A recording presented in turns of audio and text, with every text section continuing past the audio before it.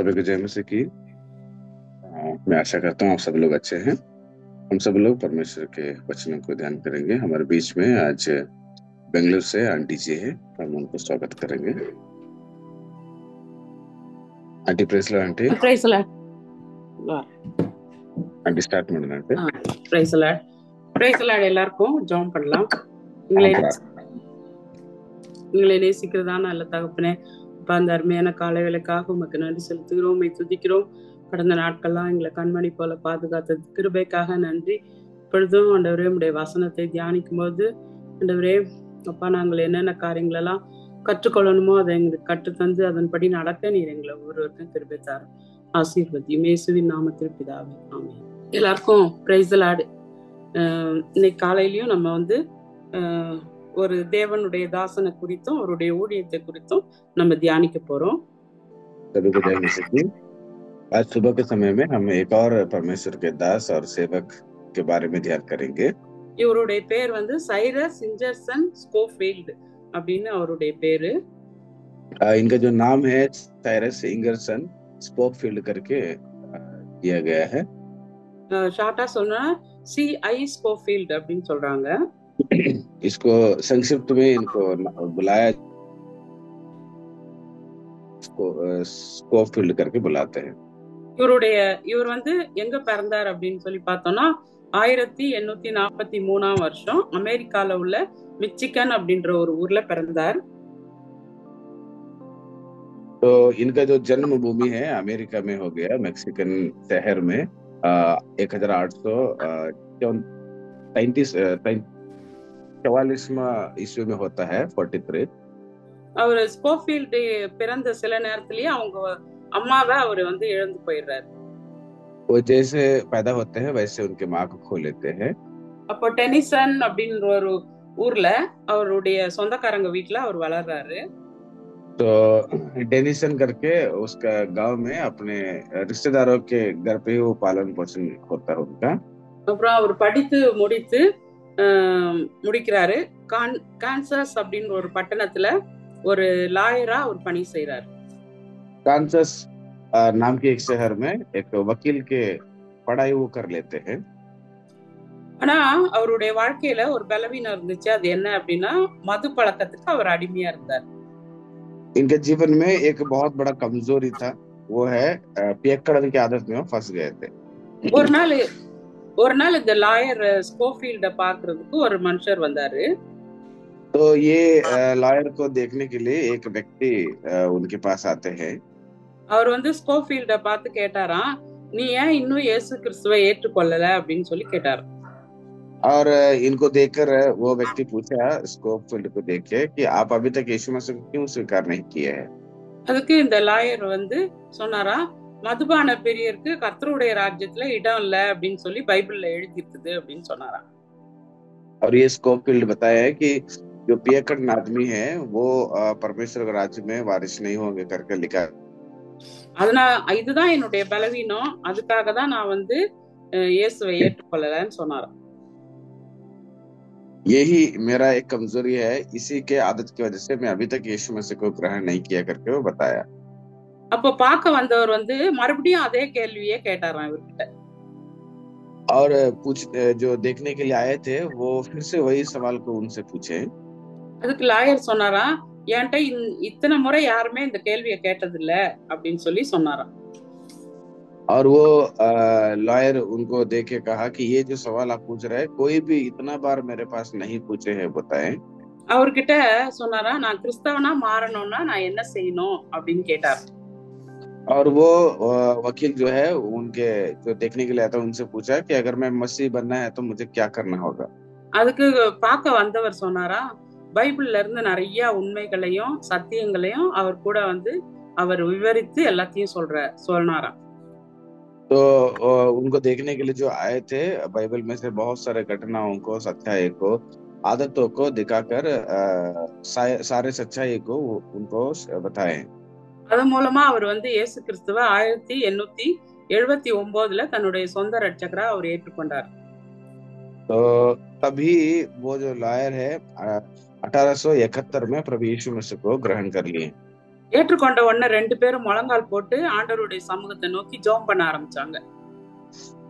जैसे वो स्वीकार किए तब दोनों घुटने टेककर परमेश्वर से प्रार्थना करना शुरू कर दी। அப்ப ஸ்கோஃபீல்ட் வந்து கர்த்தரை நோக்கி ஜெபம் பண்ணாராம். கர்த்தாவே, என்னுடைய பலவீனத்தை எனக்கு தெரியும், நீர் என்னிலிருந்து அதெல்லாம் அப்புறப்படுத்தி போடும், நான் ஒரு புது மனுஷனா என்ன மாத்தும் அப்படின்னு சொல்லி அவர் ஜெபம் பண்ணாராம். और वो स्कोफील्ड जो है वो परमेश्वर से प्रार्थना किए, प्रभु आप मुझे जानते हो और मैं एक बहुत बड़ा कमजोर में फंसा हूँ, आप मुझे एक नया आदत से बना दीजिएगा करके वो नए वो आदत को छुटकारा पाकर एक नए सिरे से बनने के लिए प्रार्थना किए। அன்னையில இருந்து அந்த ஸ்கோஃபீல்ட் என்ற லாயர் வந்து ஒரு புது மனுஷனா ஆண்டவர் வந்து அவரை மாத்தினார். तब से लेकर स्कोफील्ड को परमेश्वर ने एक नया मनुष्य की तरह बनाए। இயேசு கிறிஸ்துவை ஏற்றுக்கொண்ட பிறகு ஊழியத்துக்காக அவர் தன்னை அர்ப்பணித்தார். जैसे यीशु मसीह को स्वीकार कर लेते हैं उसके बाद वो सेवकाई में अपने आप को समर्पण कर लिए।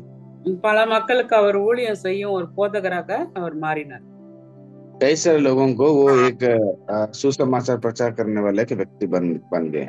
இந்த ஸ்கோஃபீல்ட் என்பவர் வந்து உலகத்திலே புகழ் பெற்ற ஒரு ஒத்துவாக்கிய வேதாகமத்தை அவர் உருவாக்கினார். तो स्कोफील्ड जो है दुनिया में सबसे बड़ा एक नामी एक पढ़ाई करने का एक पढ़ाई का वो प्रारंभ कर लिए।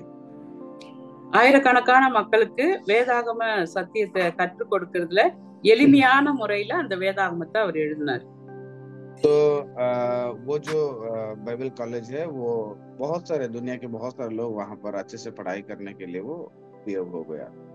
நம்ம வேதத்துல படிக்கும் போது வேதத்துல ஒரு வார்த்தையை நம்ம அடிக்கடி படிப்போம், வேதத்துல தேடி வாசியுங்கள் அப்படின்னு சொல்லி ஒரு வார்த்தை இருக்கும். அந்த வார்த்தைக்கு இவர் வந்து ஒரு புதிய ஒரு வடிவத்தை கொடுத்து இந்த ஒரு பைபிளை அவர் எழுதினார். तो ये जो है बाइबल में बार बार जो है ढूंढ कर पढ़ो ये शब्द है, ये शब्द को बार बार पढ़ने की वजह से उसी को इस्तेमाल करके ये बाइबल को लिखे। இவருடைய பழைய வாழ்க்கையை நிறைய பேர் பார்த்திருந்தாங்க. ஆனா இவரு பழைய வாழ்க்கையை விட்டு புதிய மனிதனா மாறின பிறகு இவருடைய வேத வசனத்தின் மூலமாக நிறைய பேர் ஆண்டவரை ஏற்றுக்கொண்டாங்க. तो इनका जो पुराना आदत है बहुत सारे लोगों को पता था, तो ये आदत जिसको पता था ये मन फिराने के बाद जो प्रचार करते थे उनके प्रचार को सुनकर बहुत सारे लोग मन फिरा लिए। அவரை போலவே நம்முடைய வாழ்க்கையிலும் பழைய வாழ்க்கை வந்து மறைஞ்சிச்சுன்னா நம்முடைய வாழ்க்கையை கண்டும் பலர் வந்து இயேசு கிறிஸ்துவை ஏற்றுக்கொண்டு ஒரு புதிய வாழ்க்கையை ஆரம்பிக்க முடியும்.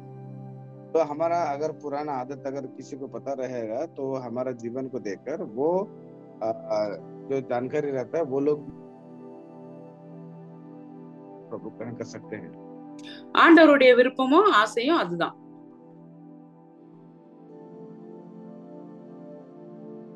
परमेश्वर का इच्छा और आशा भी वही है। 2 கொரிந்தியர் 5:17 போட்டிருக்கு, ஒருவன் கிறிஸ்துவுக்குள் இருந்தால் அவன் புது சிருஷ்டியா இருக்கிறான், பழையவைகள் ஒழிந்து போயின, எல்லாம் புதிதாயின அப்படின்னு சொல்லி வாசிக்கிறோம். अब 2 कोरिन्थियों का 5:17 पद जाके पढ़िएगा, जो मसीह में हो वो नए सिरे से जन्म होता है, पुराना सब। ஸ்கோஃபீல்ட் வாழ்க்கையை நீங்க பாருங்க. வாழ்க்கையில குடிக்க அடிமையா இருந்த மனிதனை இயேசு ரட்சித்து ஊழியத்துல வல்லமையா அவர் எடுத்து பயன்படுத்தினார். स्कोफील्ड के जीवन को देखिएगा, एक पियकड़न का आदमी थे, उनको परिवर्तन लाकर उन्हें परमेश्वर के सेवकाई में परमेश्वर ने इस्तेमाल किए। ஜூலை 24 1921 இவர் வந்து மரணம் அடைந்தார். तो जुलाई 21 में इनका मृत्यु हो जाती है। ஆனா அவர் விட்டு சென்ற அந்த வேதாகமும் அநேகருக்கு பிரயோஜனமா இன்றைக்கு வரைக்கும் காணப்படுகிறது. और ये लोग बनने के बाद जो वहां पर बाइबल का अध्ययन करने का जगह था, तो वो वहां पर बहुत सारे लोग पढ़ाई करने लगे। இவர் எழுதிய வேதாகம விளக்கத்தை வந்து அநேக கல்லூரி அதாவது காலேஜ் ஸ்டூடெண்ட்ஸும் பைபிள் காலேஜ் ஸ்டூடெண்ட்ஸும் நிறைய போதகர்களும் பல தலைமுறையாக அதை பயன்படுத்தி ஆசீர்வதிக்கப்படுறாங்க. तो इन्होंने जो बाइबल को विश्लेषण किए थे अपने काल में, उसको बहुत सारे लोग पीढ़ी पीढ़ी से अध्ययन किए और बहुत सारा सच्चाई को ग्रहण कर लिए. இந்த ஸ்கோஃபீல்டு ஊழியம் செய்யறதுக்கு அவரை ஊக்கப்படுத்திய வசனம் என்ன அப்படின்னு சொல்லி பாத்தீங்கன்னா 2 தீமோத்தேயு 2ஆம் அதிகாரம் 15ஆம் வசனம். आप स्कोफील्ड को सेवकाई में लाने के लिए प्रोत्साहित किए वचन जो है 2 तीमुथियुस का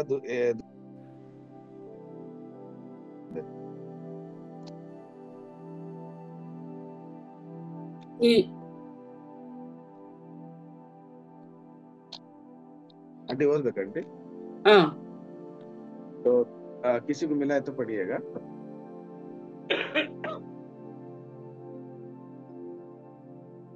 दूसरा तीमुथियुस का 2 अध्याय का 15 पद. सेकंड तिमोथी 2:15 है ना? 2:15. अपने आप को परमेश्वर का ग्रहण योग्य और ऐसा काम करने वाला ठहराने का प्रयत्न कर जो लज्जित होने न पाए. ठहराने का प्रयत्न कर जो लज्जित होने न पाए और जो सत्य के वचन को ठीक रीति से काम में लाता हो. நம்ம வந்து சத்திய வசனத்தை வந்து நிதானமா பகுத்து நம்ம வந்து போதிக்கிறவங்களா நம்ம இருக்கணும். அப்புறம் நம்மள வந்து தேவனுக்கு முன்பாக உத்தமனா நம்ம நிறுத்துறதுக்கு ஜாக்கிரதையா இருக்கணும் அப்படின்னு சொல்லி இந்த வசனத்துல நம்ம வாசிக்கிறோம். तो यहाँ पर ऐसे लिखा गया है कि परमेश्वर का जो सत्य वचन को ठीक रीति से हमें काम में लाना है, प्रचार करने वाला होना चाहिए. அநேக வேளையில நம்ம நம்முடைய வாழ்க்கையில வந்து ஆசீர்வாதத்துக்காக ஜெபம் பண்றோம். ஜெபம்னு சொன்னாலே எனக்கு ஆசீர்வாதம் வேணும், ஆவிக்குரிய ஆசீர்வாதம் வேணும், உலக ஆசீர்வாதம் வேணும் அப்படின்னு சொல்லி நம்ம ஜெபம் பண்றோம். तो प्रार्थना करते हैं हम लोग केवल संसार के आशीष से संसार के चीजों को मांगते रहते हैं. நீங்க 1ஆம் சங்கீதத்தை நீங்க வாசிக்கும் போது ஆசீர்வாதம் நமக்கு வரணும் அப்படின்னு சொன்னா ஒரு சில நிபந்தனைகள், அதாவது கட்டளைகளை கொடுக்கப்பட்டிருக்குது அங்க.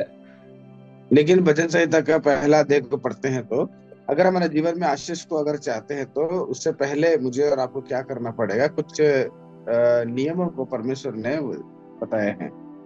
இப்ப நம்ம வீட்டுக்கு கூட ஒரு பொருள் வாங்கணும்னு வச்சுக்கோங்களேன். ஒரு புதுசா ஒரு ஃப்ரிட்ஜோ ஒரு வாஷிங் மிஷினோ ஏதோ ஒரு பொருள் வாங்குறோம் அப்படின்னா அதுக்கு கூடவே வந்து ஒரு பொருள், ஒரு மேனுவல் கொடுப்பாங்க, அதை எப்படி உபயோகப்படுத்தணும் அப்படின்னு சொல்லி அந்த புக்லெட்ல இருக்கும். अगर आप लोग घर के लिए कोई सामान लेते हैं या कोई फ्रिज अगर खरीदते हैं, अगर अन्य कोई वस्तु खरीदते हैं तो उसको खरीदने के बाद उसके अंदर एक मैनुअल किताब रहेगा कि इसको कैसे इस्तेमाल करना चाहिए. वो सारा जानकारी उस मैनुअल किताब में रहेगा. அதை நம்ம படிச்சு என்ன செய்யணும், அதுக்கு அதுல சொல்லப்பட்டிருக்கிற மாதிரி நம்ம அந்த பொருளை உபயோகித்தாதான் அது நல்ல மாதிரி அதை வந்து உபயோகப்படுத்த முடியும். இல்லைன்னா அது வந்து நம்மளுக்கு உபயோகப்படுத்த முடியாது. हम उसको पढ़ के उसी के अनुसार अगर हम लोग इस फ्रिज को वस्तु का अगर उपयोग करते हैं तो अच्छी रीति से उपयोग कर सकते हैं, नहीं तो वो खराब हो सकती है. அதே போல நம்முடைய வாழ்க்கையில நம்ம ஆசீர்வாதமா இருக்கணும், ஆண்டவருக்குள்ள இருக்கணும் அப்படின்னு சொன்னா அதுக்கு ஒரு சில கட்டளைகளை, வேதத்தை ஆண்டவர் நமக்கு கொடுத்திருக்கிறார். ठीक उसी प्रकार अगर परमेश्वर से आशीष चाहते हैं, अगर आशीष चाहिए तो उसके लिए कुछ नियमों को परमेश्वर ने बाइबल में जिक्र किए हैं. அந்த நிபந்தனைகள்லாம் நம்ம கை கொள்ளும் போது, அந்த கட்டளைகள் எல்லாம் நம்முடைய வாழ்க்கையில கை கொள்ளும் போது நமக்கு நம்முடைய வாழ்க்கையில ஆசீர்வாதம். तो वो सारे नियमों को हमारे जीवन में जब ग्रहण करते हैं, प्राप्त करते हैं, तो आशीष हमारे जीवन में हमेशा भरपूर रहेगा. பாருங்க அந்த வசனத்துல துன்மார்க்கருடைய ஆலோசனை, பாவிகளுடைய வழி, பரியாசக்காரர் உட்காரும் இடம், இதெல்லாம் நம்ம வந்து நம்முடைய வாழ்க்கையில தவிர்க்கணும் இதெல்லாம். तो यहाँ पर पहला पद में ऐसे लिखा गया है कि भजन संहिता में दुष्टों की युक्ति पर नहीं चलता, पापियों के मार्ग में ना खड़ा होता, ठट्टा करने वालों की मंडली में नहीं बैठता. ये सारा चीज वहां पर जिक्र किया गया. ये सारा चीज हमें पालन करना चाहिए. ஆசீர்வாதத்தை தேடுகிற மனுஷன் என்ன பண்ணுவான், ஆண்டவரை ஏற்றுக்கொள்வான், கர்த்தரையே மையமாக கொண்டு நம்ம வாழணும் அப்படின்னு சொல்லி அந்த வசனத்துல நம்ம படிக்கிறோம். तो आशीष पाने वाले एक व्यक्ति जो है, परमेश्वर ही मेरे जिंदगी का सबसे प्रमुख स्थान है बोलकर लागू करता है. உண்மையான ஆசீர்வாதத்தினுடைய ரகசியம் அதுதான். सच्चा आशीष का एक रहस्य वही है. அப்புறம் 2ஆம் வசனம் பாத்தீங்கன்னா, இரவும் பகலும் அவருடைய கர்த்தருடைய வேதத்தில் பிரியமாய் இருந்து இரவும் பகலும் அவருடைய வேதத்தில் தியானமாய் இருக்கிற மனுஷன் பாக்கியவான் அப்படின்னு சொல்லி நம்ம வாசிக்கிறோம். और दूसरा पद में अगर आप पढ़ते हैं तो रात और दिन जो है परमेश्वर की व्यवस्था पर प्रसन्न रहना चाहिए बोलकर. ஆசீர்வாதத்தை தேடுற நம்ம கர்த்தருடைய வேதத்தை ஏற்றுக்கொள்ளணும். अगर आप परमेश्वर से आशीष पाना चाहते हैं तो परमेश्वर का पवित्र शास्त्र को ग्रहण करना चाहिए. கர்த்தருடைய வேதத்துல பிரியமா இருப்பது மட்டும் இல்ல, இரவும் பகலும் வேத வசனங்களை நம்ம தியானம். इस पवित्र बाइबल पर केवल प्यार नहीं है, दिन और रात इसको ध्यान भी करना चाहिए. ஏன்னா நம்முடைய வாழ்க்கைக்கு வழிகாட்டியா வேதத்தை தான் ஆண்டவர் நமக்கு கொடுத்திருக்கிறாரு. அத அனுதினமும் நம்ம ஆராய்ந்து அந்த வசனங்களுக்கு நம்ம கீழ்ப்படிந்து நடக்கணும் அப்படின்னு ஆண்டவர் விருப்பம் பண்றாரு. क्योंकि हमारा जिंदगी का जो रास्ता है वो परमेश्वर के वचन में है और उसको ध्यान करना, उसको हम हमारे जीवन में पालन करना चाहिए. இன்றைய நாட்கள்ல நீங்க பாத்தீங்கன்னா வேதத்தை படிக்கிறவங்க, வேதத்தை கையில கொண்டு வர்றவங்க கூட சர்ச்சில் ரொம்ப குறைவாக காணப்படுறாங்க. आज देखिएगा चर्च में बहुत सारे लोगों के हाथ में बाइबल दिखाई नहीं देती है. அப்படி நம்ம இருக்க கூடாது. ஆண்டவருடைய பிள்ளைகளாகி நம்ம அனுதினமும் வேதத்தை முறையா நம்ம வாசிக்கணும். इसलिए ऐसे हम नहीं रहना चाहिए. रात और दिन हमेशा हर रोज जो है परमेश्वर के वचनों को हम अध्ययन करना चाहिए. யோசுவாவுக்கு கர்த்தர் அருளிய வாக்கு என்ன அப்படின்னு பாத்தீங்கன்னா, யோசுவா 1:8 சொல்றாரு, இந்த நியாயப்பிரமாண புஸ்தகம் உன் வாயை விட்டு பிரியாது இருப்பதாக, இதில் எழுதி இருக்கிறவைகளின் படியெல்லாம் நீ செய்ய கவனமா இருக்கணும், இரவும் பகலும் அதை தியானிக்கணும், அப்பொழுது உன்னுடைய வழியை நான் வாய்க்க பண்ணுவேன், நீ புத்திமானாயும் நடப்பாய் அப்படின்னு சொல்லி ஆண்டவர் கட்டளை கொடுக்கிறாரு. 8वां पद में भी इसी प्रकार का एक बात परमेश्वर ने यहोशू को बताता है कि व्यवस्था की यह पुस्तक तेरे चित्त से कभी न उतरने पाए, इसी में दिन रात ध्यान दिया करना, इसलिए कि जो कुछ उसमें लिखा है उसके अनुसार करने की तू चौकसी करे, क्योंकि ऐसा ही करने से तेरे सब काम सफल होंगे और तू प्रभावशाली होगा. அப்போ 3ஆம் வசனம் பாத்தீங்கன்னா, இப்போ அப்படி நம்ம ஆண்டவருடைய வேதத்துல தியானமா இருக்கும் போது அவனுடைய வாழ்க்கை எப்படி இருக்குமா, ஆழமாக வேர் கொண்ட ஒரு மரம் எவ்வளவு உறுதியா இருக்குமோ அவ்வளவு உறுதியா இருக்கும். तो ये पहला अध्याय भजन संहिता का 3रा पद को पढ़ेंगे तो वहां पर लिखा गया है कि इस ढंग से जब एक व्यक्ति जीवन बिताता है, उसका जीवन जो है एक नदी के किनारे में लगाए हुए एक पेड़ के समान रहता है. அந்த ஒரு வேர் ஆழமா எவ்வளவு ஆழமா போதோ அந்த அளவுக்கு அது உறுதியா இருக்கும் அப்படின்னு சொல்லி அந்த வசனத்துல நம்ம வாசிக்கிறோம். उस पेड़ का जो जड़ है बहुत अंदर गहराई में जाता है, ठीक उसी प्रकार ही हमारा जिंदगी रहेगा करके परमेश्वर वचन बताता है. அந்த வேர் வற்றாத நதியோட ஒரு தொடர்பு கொண்டிருக்குது. அதாவது நம்முடைய வாழ்க்கை பரிசுத்த ஆவியானவரோடும் கிறிஸ்துவோடும் மறைந்து கொள்ளும் அனுபவம் நமக்கு இருக்கும் போது நம்ம எப்பவும் செழிப்பா இருக்கும். तो वो पेड़ जो है नदी के किनारे में लगाया रहता है तो वो हमेशा हरियाली रहेगा. ठीक उसी प्रकार ही पवित्र आत्मा के साथ हमारा संगत हमेशा बने रहता है, तो हमारा जीवन भी ऐसे ही हरियाली रहेगा. நம்முடைய வாழ்க்கை ஒரு மேலோட்டமான ஒரு வாழ்க்கையா இருக்க கூடாது. हमारा जीवन केवल बाहरी दिखावटी नहीं रहना चाहिए. கடமைக்காக வேதத்தை வாசிக்கிறது, கடமைக்காக ஜெபிக்கிறது, கடமைக்காக ஊழியம் செய்யறது, இப்படியாக நம்ம வாழ்க்கை இருக்கக்கூடாது. அதுதான் மேலோட்டமான ஒரு வாழ்க்கை. அப்படி இருந்தா நம்ம ஆண்டவர் உறுதியா இருக்க முடியாது. ஏதாவது சோதனை வந்துச்சுன்னா, கஷ்டம் வந்துச்சுன்னா நம்ம ஆண்டவரை விட்டு தூரமா போயிடுவோம்.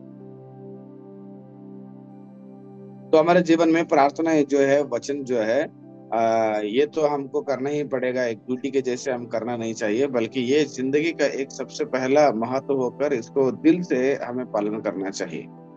வசனத்துக்குள்ள நம்ம உறுதியா ஆழமா நம்ம இருக்கும்போது தான் நமக்கு எந்த சோதனை வந்தாலும் நம்ம அசையவே மாட்டோம். वचन में हम बहुत गहराई में हम जब बने रहते हैं तब भी कोई प्रकार का प्रलोभन में हम नहीं पड़ते हैं. அப்படி இருக்கிறவங்க பாருங்க, 3ஆம் வசனத்துல அதான் போட்டிருக்கு, அவன் நீர்க்கால்களின் ஓரமாய் நடப்பட்டு தன் காலத்தில் தன் கனியை தருவான். அதாவது நம்ம கனிகளை உற்பத்தி செய்யும் திறன் நம்ம கிட்ட உண்டாகும்.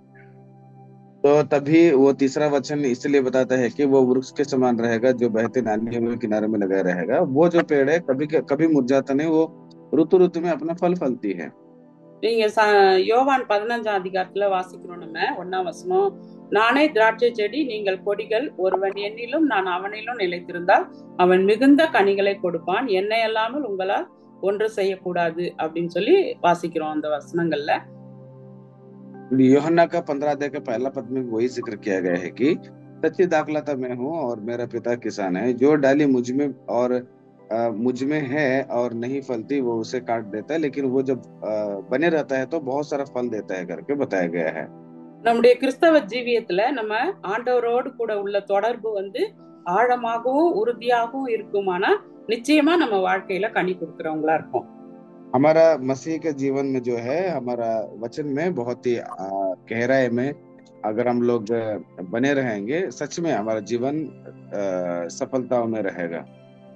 அதுக்காக தான் என்ன பண்ண இந்த ஸ்கோஃபீல்ட்ன்றவரு வேதத்தை வந்து வெறுமா படிக்காம அதை இன்னும் ஆழ்ந்து அதனுடைய விளக்கத்தெல்லாம் நம்ம தியானித்து படிக்கணும்னு சொல்லிதான் அவர் அந்த அந்த அந்த வேதாகமத்தை விளக்க உரையா அவர் எழுதினார்.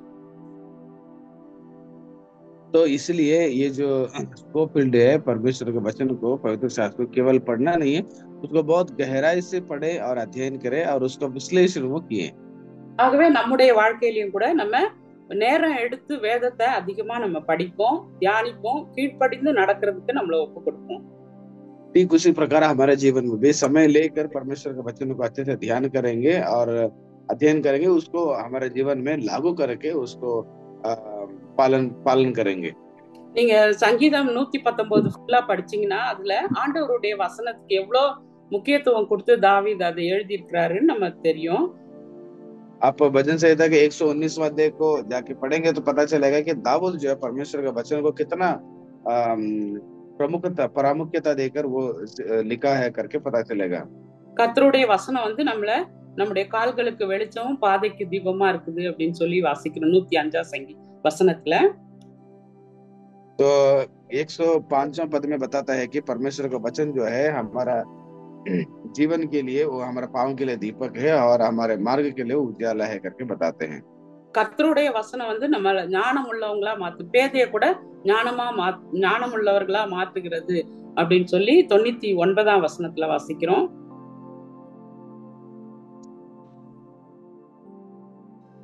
और 99 वचन को पढ़ते हैं तो बताया है कि शिक्षकों से भी अधिक समझ रखता हूँ, क्योंकि मेरा ध्यान तेरे चितौनियों पर लगा है। यानी कि जो बुद्धिहीन रहेगा उन देता है वो। அப்புறம் 9ஆம் வசனத்துல அது நம்முடைய வாழ்க்கையை வந்து பரிசுத்தப்படுத்துகிறது அப்படின்னு சொல்லி வாசிக்கிறோம். और 9 पद को पढ़ेंगे तो ये जो वचन जीवन को पवित्र करता है। அப்புறம் அது வந்து நம்மள கர்த்தருடைய வசனம் வந்து நம்மள உயிர்ப்பிக்கிறது, நம்மள பலப்படுத்துகிறது அப்படின்னு வாசிக்கிறோம். परमेश्वर का वचन जो है हमें वो जिंदा करता है, हमें वो बल देता है करके पढ़ते हैं। அதனால வேத வசனத்தை நம்ம ஆராய்ந்து படிக்கும் போது அது வந்து நம்மள நற்குணசாலிகளாகவும் மாற்றுகிறது அப்படின்னு சொல்லி நம்ம வாசிக்கிறோம். तो परमेश्वर के वचन को अध्ययन करने से, पढ़ने से हमारा जीवन में वो एक अच्छे गुण वाले व्यक्ति जैसे बना देती है। ஆகவே வேதத்தை அதிகமா வாசிங்க, அதை தியானிங்க, கண்டிப்பா நம்முடைய வாழ்க்கை வந்து ஆசீர்வாதமா இருக்கும். इसलिए परमेश्वर के वचन को पढ़िए, ध्यान कीजिए, सच में वो एक हमारा जीवन में आशीषदायक बने रहेगा। ஜெபம் பண்ணலாம் நம்ம. हम प्रार्थना करेंगे। பரலோக பிதாவே, ஸ்கோஃபீல்ட் என்ற தேவதாசனுடைய வாழ்க்கைக்காகவும் ஊழியத்துக்காகவும் நாங்க உமக்கு நன்றி செலுத்துகிறோம் அப்பா. உம்மை துதிக்கிறோம் ஆண்டவரே. இந்த நாளிலும் கூட உம்முடைய வார்த்தையை அநேகர் விளங்கி கொள்ளும்படியாகவும், புரிந்து கொள்ளும்படியாகவும், விசுவாசத்துல வளரும்படியாகவும் ஸ்கோஃபீல்டை பயன்படுத்தி நீர் அதற்காக உமக்கு நன்றி செலுத்துகிறோம். இன்றைக்கும் கூட அவர் எழுதிய இந்த வேத வசனங்கள் ஆண்டவரே, விளக்கங்கள் ஆண்டவரே, எங்களுக்கும் அதிக பிரயோஜனம் உள்ளதாக இருக்கிற தயவுக்காக உமக்கு நன்றி செலுத்துகிறோம் அப்பா. உம்மை துதிக்கிறோம். நாங்களும் கூட உம்முடைய வேதத்தை முறையாக வாசிக்கணும், தாழ்மையோடு அதை கை கொண்டு அதுக்கு கீழ்ப்படிந்து நடக்க எங்கள் ஒவ்வொருவருக்கும் நீர் கிருபை தாரும். ஸ்கோஃபீல்ட் போல ஆண்டவரே நாங்களும் மற்றவர்களுக்கும் வேதத்தை உண்மையாக போதிக்க நீர் எங்களுக்கு உதவி செய்யும் ஆண்டவரே. உம்முடைய சுவிசேஷத்தை மற்றவர்களுக்கு அறிவிக்க உம்முடைய பலத்தையும் ஞானத்தையும் நீர் எங்களுக்கு தாரும் ஆண்டவரே. இந்த வசனத்தை கேட்ட ஒவ்வொருவரையும் ஆசீர்வதியும். எங்கிருந்தாலும் இன்னும் உம்முடைய ஊழியத்தை உண்மை உத்தமமாக அநேகருக்கு பிரயோஜனம் உள்ளவர்களாக ஒவ்வொருவரையும் எடுத்து பயன்படுத்தும்படியாக ஜெபிக்கிறோம். ஆசீர்வதியும் ஆண்டவரே, பொறுப்பெடுத்துக் கொள்ளும். எல்லா துதி கன மகிமையா உமக்கு ஒருவருக்கே செலுத்துகிறேன். இயேசு கிறிஸ்துவின் நாமத்தில் ஜெபிக்கிறேன் ஜீவனுள்ள நல்ல பிதாவே, ஆமென்.